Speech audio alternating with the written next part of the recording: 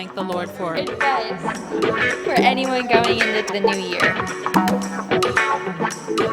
Wisdom going into 2023. Well, I'm just thankful I made it this far to go into 2023. I would just say every morning that you wake up, just thank God for waking you up because He gave you breath that morning. And then just ask Him what it is He wants you to do that day.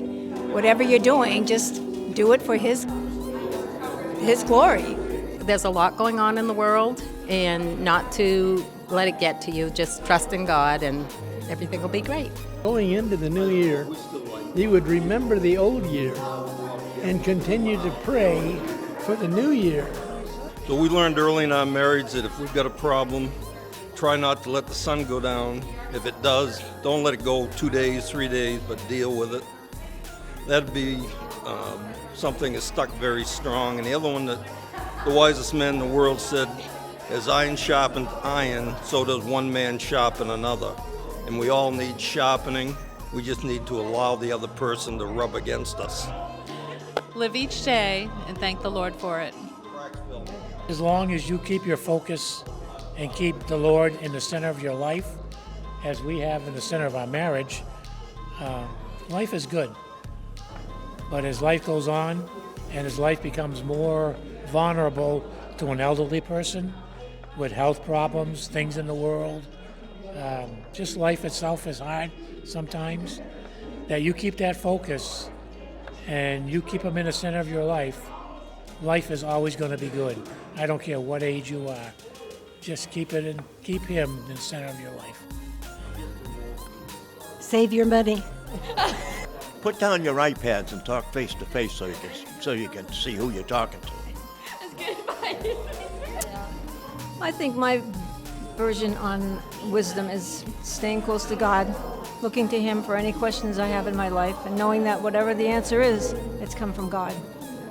To be a good example, a testimony for Him, especially around a lot of our family is not saved, and then letting Him see something that they would maybe like someday and see how it works for us. And we just pray for our children and our grandchildren. Grin and bear it. The end.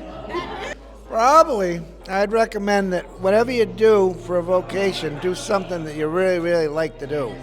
So if you gotta hate going to work, it's not gonna work out well.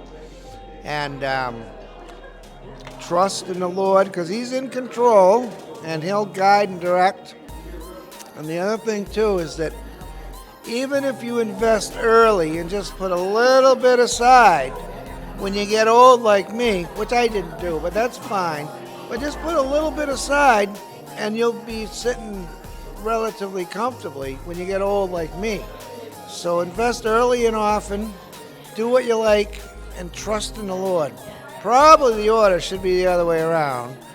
Well, you know, a lot of people ask you young people, what are you going to do when you grow up? My question is, what are you doing right now for your life? Stay close to Jesus and you'll do whatever He wants you to do.